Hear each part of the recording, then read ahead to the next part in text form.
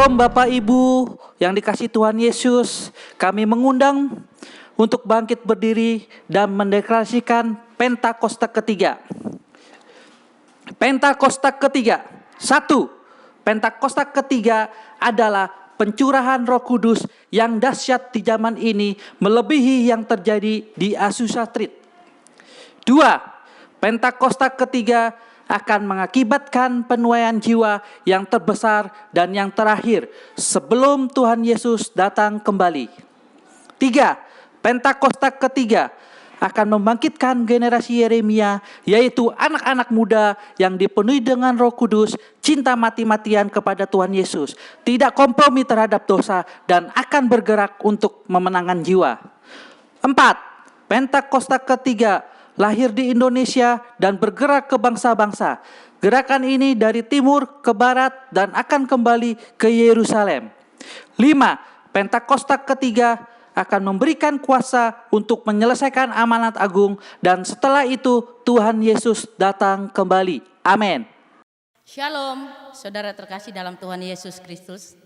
Kita berjumpa kembali dalam ibadah online M3 kali ini. Saya mau mengajak saudara untuk memuji menyembah Tuhan. Saya percaya apapun keadaan saudara saat ini, dimanapun kita berada, kalau kita lebih sungguh-sungguh datang untuk menyembah, memuji Tuhan, saya percaya Tuhan hadir di tengah-tengah kita. Mari kita berdoa. Syukur kami naikkan padamu Bapa, yang kami sembah di dalam nama Tuhan Yesus Kristus. Karena kami memiliki Allah yang luar biasa, Allah yang teramat sangat baik.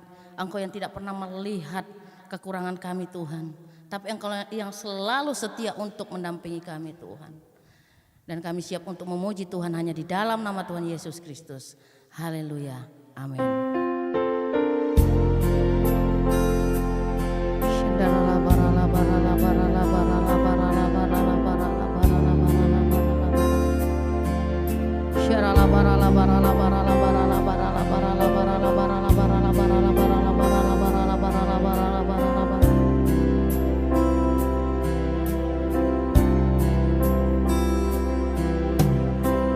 Tak dapat lupakan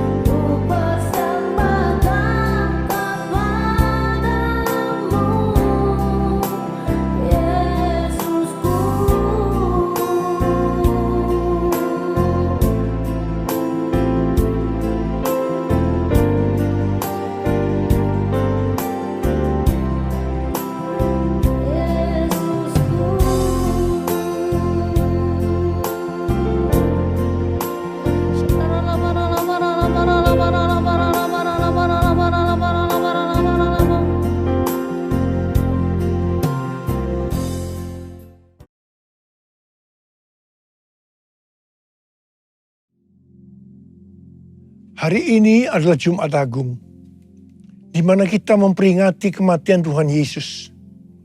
Kita akan merenungkan kembali kasih Tuhan Yesus yang luar biasa yang diberikan kepada kita semua.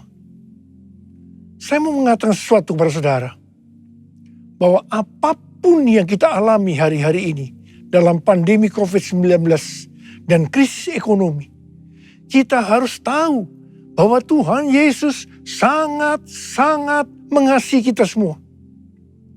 Yang paling penting kita harus mengerti bahwa kasih Tuhan Yesus kepada kita adalah supaya kita diselamatkan.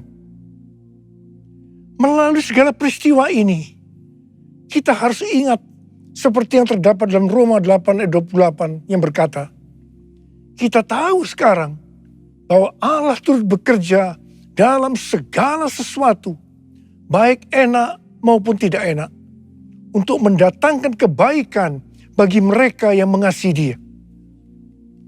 Apakah saudara mengasihi Tuhan Yesus? Kalau saudara berkata ya, berarti ayat ini buat saudara dan juga buat saya. Saya percaya melalui semua yang terjadi, kita yang mengasihi Tuhan Yesus akan makin serupa dengan gambarnya. Melalui semua yang terjadi juga, mereka yang selama ini tertidur, suam-suam kuku, mati rohani, akan dibangunkan kembali. Mereka akan bertobat dan minta ampun kepada Tuhan Yesus. Tuhan Yesus mengingatkan kita agar kita tidak hidup dalam ketakutan, kekhawatiran, kepanikan yang terus-menerus. Karena itu kita harus mengingat firman Tuhan dalam Yesaya 30 ayat 15 bagian B yang berkata, dalam tinggal tenang dan percaya terletak kekuatanmu. Kasih Yesus sungguh indah di dalam hidupku ini. Sungguh manis, lebih manis hidup bersama Yesus. Yesus, nama Yesus, pujilah Dia, kasih-Nya kepada saya sampai selama-lamanya. Yesus, nama Yesus, pujilah Dia, kasih-Nya kepada saya sampai selama-lamanya. Oh, kasih-Nya kepada saya sampai selama-lamanya.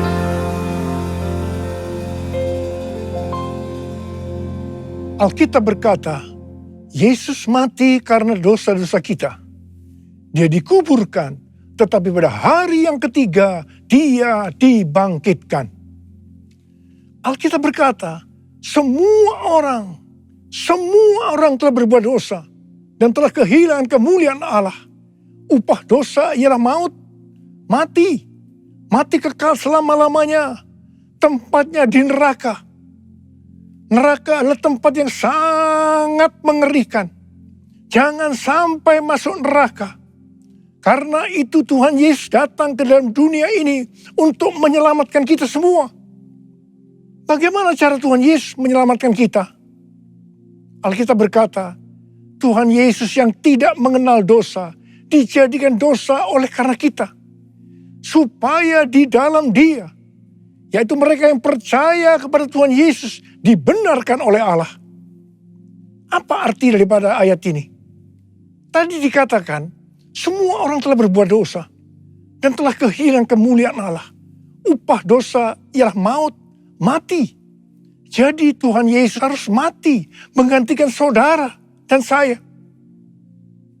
Kalau kita melihat cara mati Tuhan Yesus, saya katakan sangat-sangat tidak manusiawi. Alkitab menuliskan ada 10 tahap penderitaan Tuhan Yesus dari Taman Getsemani sampai Golgota. Sangat mengerikan. Tahap yang pertama, ketika berada di Taman Getsemani, Tuhan Yesus berdoa kepada Bapa dalam keadaan ketakutan. Sampai peluhnya seperti tetes-tetes darah yang jatuh ke tanah. Pada saat itu seorang malaikat turun untuk menguatkan Tuhan Yesus. Tuhan Yesus berdoa kepada Bapa, "Ya Bapakku, jikalau sekiranya mungkin, biarlah cawan ini lalu daripadaku. Tetapi jangan seperti yang ku kehendaki, melainkan seperti yang kau kehendaki." Di sini Tuhan Yesus mengajar kepada kita bahwa di dalam doa kita boleh menawar, tetapi jangan memaksakan kehendak. Bagi yang sekarang dalam keadaan ketakutan, kita harus ingat bahwa Tuhan Yesus pernah mengalami ketakutan untuk menebus dosa kita semua. Karena itu datanglah kepada Tuhan Yesus. Dia pasti mampu dan mau menolong kita semua. Tahap yang kedua, Tuhan Yesus ditangkap. Dia dituduh dengan bermacam-macam tuduhan. Diludahi, mukanya ditinju, dipukul. Tetapi Tuhan Yesus tidak membalas. Di sini Tuhan Yesus mempraktekkan apa yang diajarkan kepada kita. Agar kita mengasihi dan berdoa bagi orang-orang yang membenci kita. Mengutuk kita, mencaci maki kita. Jikalau kita hanya mengasihi orang-orang yang mengasihi kita, apa jasa kita? Karena orang-orang berdosa pun juga mengasihi orang-orang yang mengasihi mereka. Tahap yang ketiga, Tuhan Yesus dibelenggu dan diadili. Waktu Tuhan Yesus diadili oleh Pilatus, ternyata tidak didapati kesalahan yang membuat Tuhan Yesus harus dihukum mati. Sementara itu orang-orang Yahudi terus berteriak-teriak supaya Tuhan Yesus dihukum mati. "Salibkan dia! Salibkan dia! Salibkan dia!" Akhirnya Pilatus menyerahkan Tuhan Yesus untuk disalibkan. Tahap yang keempat, Tuhan Yesus dicambuk. Proses awal dari penyaliban, jubah Tuhan Yesus dibuka dan dihukum cambuk. Dua algojo bergantian menghunjamkan cambuk ke punggung Tuhan Yesus. Ujung cambuk itu terbuat dari potongan tulang dan potongan besi. Tiap kali cambuk itu dihunjamkan ke punggung Tuhan Yesus, itu menimbulkan luka yang dalam. Tuhan Yesus berteriak-teriak kesakitan. Darah Tuhan Yesus bercucuran. Tuhan Yesus bermandikan darah. Tahap yang kelima, kepala Tuhan Yesus diberi mahkota duri. Duri ditancapkan di kepala Tuhan Yesus dengan cara dipukul. Sakitnya luar biasa. Darah bercucuran. Tahap yang keenam, Tuhan Yesus memikul salib. Dalam kesakitan, berlumuran darah, ditambah semalaman Tuhan Yesus tidak tidur. Tuhan Yesus harus memikul salibnya. Tuhan Yesus jatuh, bangun karena tidak kuat. Maka Simon dari Kirene disuruh menggantikannya. Tahap yang ketujuh, tangan dan kaki Tuhan Yesus dipaku. Sakitnya luar biasa. Darah bercucuran. Tahap yang kedelapan, Tuhan Yesus digantung di atas kayu salib. Pada saat itu Tuhan Yesus menderita secara lahir maupun batin. Secara lahir, dia merasakan sakit yang luar biasa di sekujur tubuhnya. Dan juga merasa sesak karena ada cairan yang menekan jantungnya. Secara batin, Tuhan Yesus menderita karena Tuhan Yesus melihat semua orang yang lalu lalang menghujat dia. Ahli-ahli Taurat, tua-tua, imam-imam menghujat dia. Bahkan salah satu penjahat di sebelahnya juga ikut menghujat. Tahap yang ke-9. Tuhan Yesus merasa ditinggalkan oleh Bapa. Sekitar jam 12 siang sampai jam 3 petang. Tiba-tiba langit di sekitar Golgota menjadi gelap. Tuhan Yesus gelisah. Tuhan Yesus gelisah. Dan dia berteriak, Eli, Eli, lama sabachthani. Eli, Eli, lama sabachthani. Allahku, Allahku, mengapa engkau meninggalkan aku? Tuhan Yesus merasa ditinggalkan oleh Bapa. Orang yang berdosa pada hakikatnya dipisahkan dari Bapa. Jadi untuk menebus dosa orang yang berdosa, maka Tuhan Yesus harus merasakan ditinggalkan oleh Bapa, dipisahkan dari Bapa. Saya percaya ini adalah puncak penderitaan Tuhan Yesus. Penderitaan lainnya tidak ada artinya dibandingkan merasa ditinggalkan oleh Bapa. Bagi saya, kalau saya tidak merasakan hadirat Tuhan, itu adalah hal yang paling berat dalam hidup saya. Karena itu setiap hari saya selalu menjaga langkah-langkah dalam hidup saya, agar saya terus mengalami hadirat Tuhan. Kalau ada dosa, harus cepat diselesaikan, supaya terus merasakan hadirat Tuhan. Saya berharap saudara juga melakukan hal yang seperti itu. Kalau ada di antara saudara yang sudah tidak merasakan hadirat Tuhan, dan saudara menganggap itu biasa, saudara harus bertobat. Tidak ada yang lebih berbahagia daripada kalau kita berada dalam hadirat Tuhan. Sebab Alkitab berkata, di hadapanmu ada sukacita berlimpah-limpah. Artinya di dalam hadirat Tuhan ada sukacita dan kebahagiaan yang berlimpah-limpah. Tahap yang ke-10. Tuhan Yesus berkata, sudah selesai. It is finished. Ya Bapa, ke dalam tangan-Mu lah kuserahkan nyawaku. Lalu Tuhan Yesus mati. Tak terukur kasih-Mu Yesus, Kau telah mati gantikan diriku. Kau curahkan darah-Mu untuk tebus dosaku. Layaklah Kau Tuhan dipuji dan disembah dengan segenap hatiku. Layaklah Kau Tuhan dipuji dan disembah dengan segenap jiwa ragaku. Dengan segenap jiwa ragaku. Dengan segenap jiwa ragaku. Pertanyaannya, mengapa Tuhan Yesus harus mati dengan cara demikian? Mengapa tidak dengan cara yang mudah? Dipenggal kepalanya, selesai. Mengapa Tuhan Yesus harus mati dengan bermandikan darah? Alkitab katakan, tanpa penumpahan darah, tidak ada pengampunan dosa.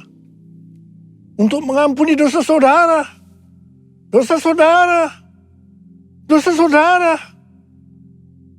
dan dosa saya, Tuhan Yesus harus mati dengan cara demikian. Selain itu, apalagi yang Alkitab katakan dengan cara mati Tuhan Yesus yang seperti itu? Yang pertama, penyakit kitalah yang ditanggungnya. Yang kedua, penderitaan kita yang dipikulnya. Dan oleh bilur-bilurnya kita disembuhkan. Oleh bilur Yesus ku disembuhkan. Oleh bilur Yesus ku disembuhkan. Oleh bilur Yesus ku disembuhkan. Haleluya, amin. Oleh bilur Yesus ku disembuhkan. Oleh bilur Yesus ku disembuhkan. Oleh bilur Yesus ku disembuhkan. Haleluya, amin. Haleluya, amin.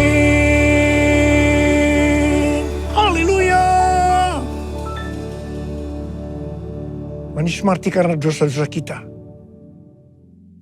Dia dikuburkan.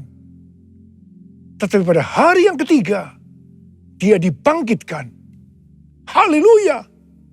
Tuhan Yesus tidak mati selamanya. Tetapi pada hari yang ketiga, Tuhan Yesus dibangkitkan.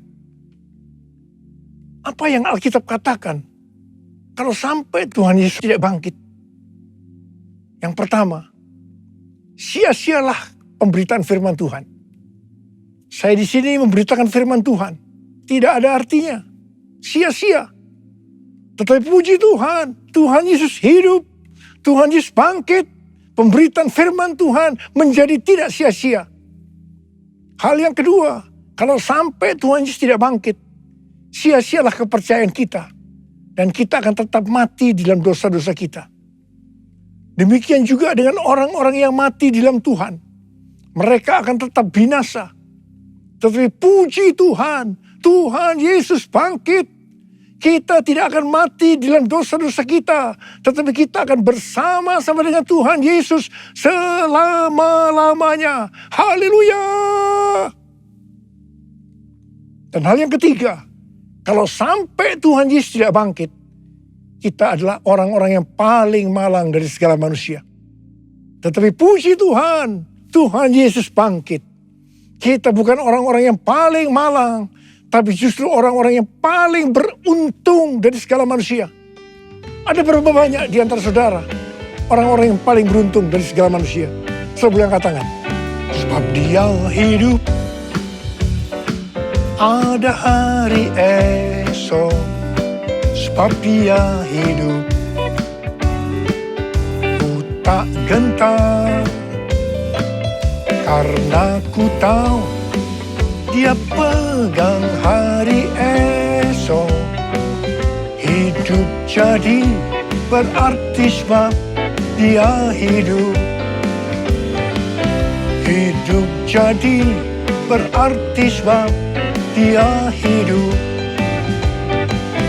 Hidup jadi berarti sebab Yesus hidup.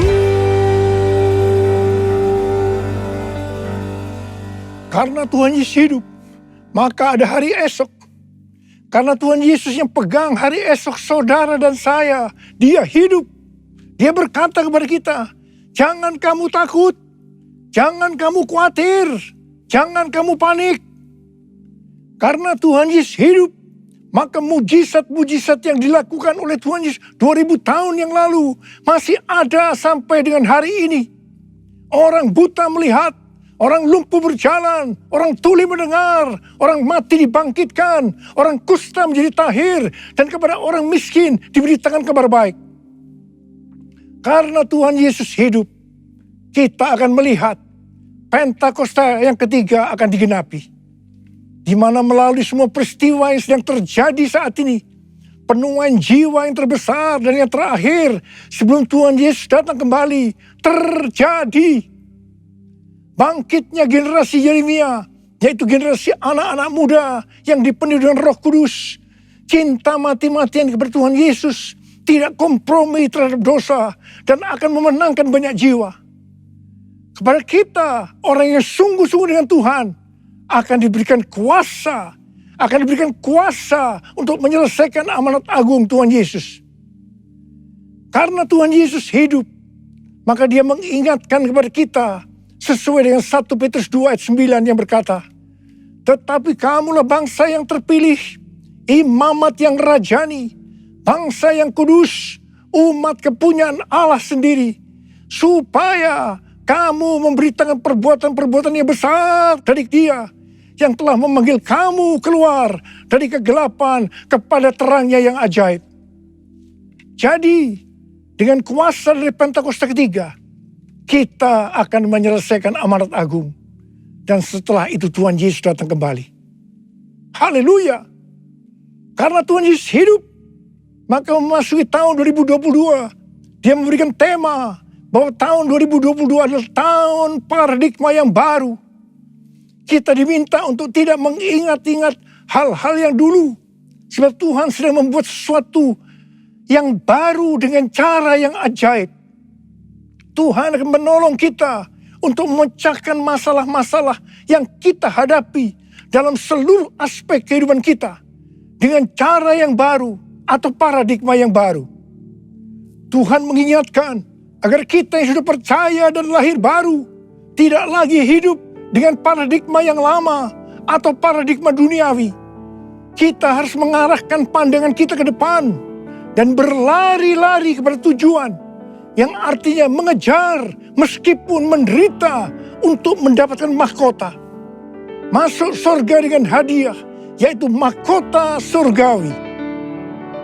Darah-Mu Yesus sucikan daku, darah-Mu Yesus bebaskanku, darah-Mu Yesus ubahkan daku, ku dijadikan baru. Darah-Mu Yesus, darah-Mu Yesus sucikan daku, darah-Mu Yesus bebaskanku, darah-Mu Yesus ubahkan daku, ku dijadikan baru,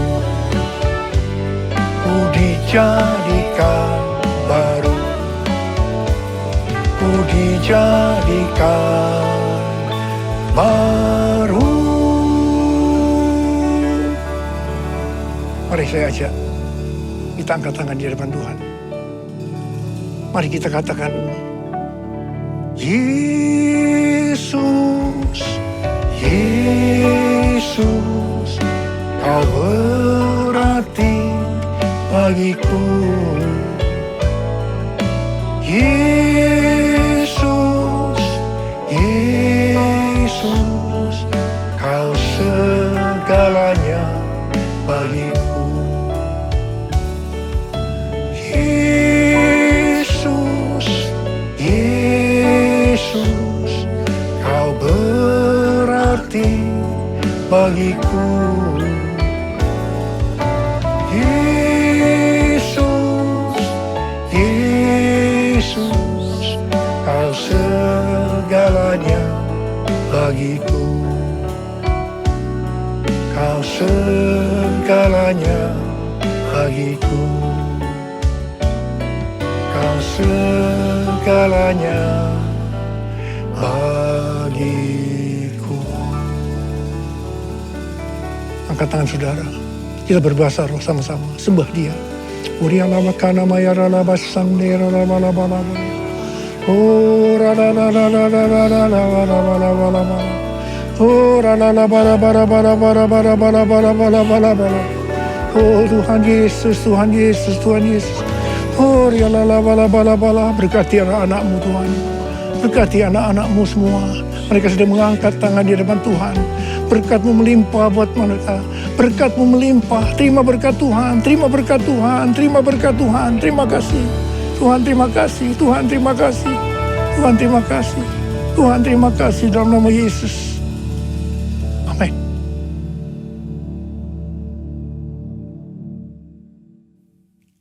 Mari saudara-saudara, kita akan masuk dalam perjamuan kudus.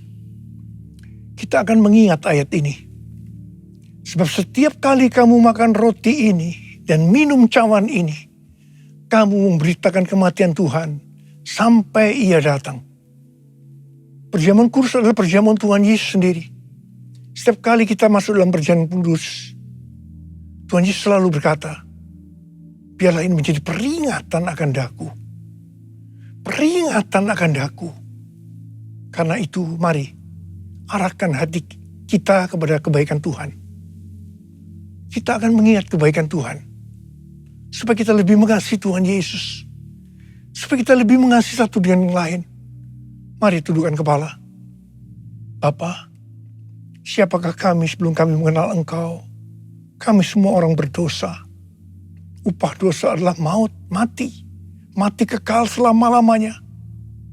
Tapi Engkau ya Aba, yang tidak berdosa, telah dijadikan dosa oleh karena kami. Engkau harus turun dari surga mulia, mati ganti kami dengan penderitaan yang luar biasa. Sungguh kalau kami pikirkan Bapa, betapa baiknya Engkau itu. Kau jadikan kami sebagai anak-anak-Mu. Engkau tuntun, Engkau bela, Engkau lindungi, Engkau berkati. Engkau sembuhkan kami. Engkau tegur kalau kami salah, ya Aba. Itu Engkau, ya Aba, itu Engkau. Tuhan akan memberkati kita semua melalui perjamuan kudus. Tapi Tuhan mau kita makan dan minum dengan cara yang benar. Karena itu masing-masing kita introspeksi. Mari kita periksa diri kita saat ini.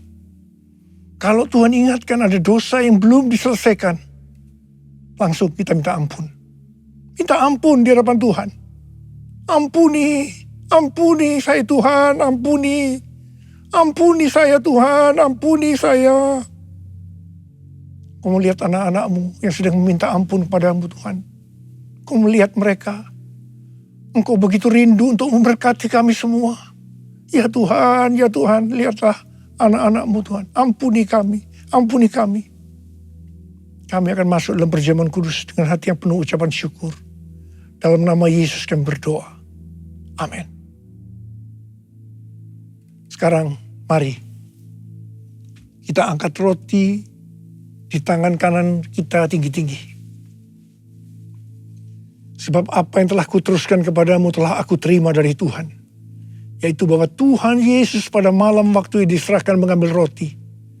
Dan sesudah itu ia mengucap syukur atasnya. Dia memecah-mecahkannya dan berkata, inilah tubuhku yang diserahkan bagi kamu. Perbuatlah ini menjadi peringatan akan aku. Saudara kasih Tuhan, bukankah roti yang kita pecah-pecahkan ini adalah persekutuan kita dengan tubuh Kristus? Mari kita makan dalam nama Yesus.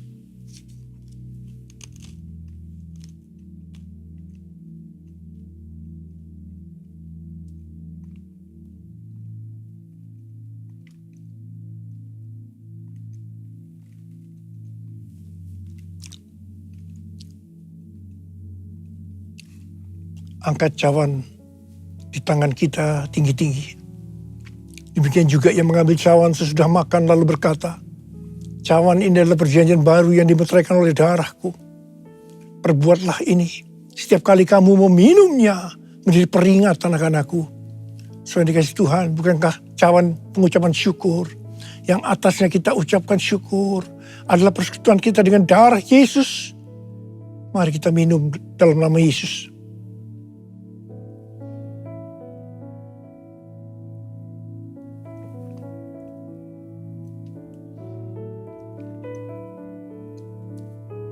Mari ucapkan syukur dan terima kasih kepada Tuhan dengan suara.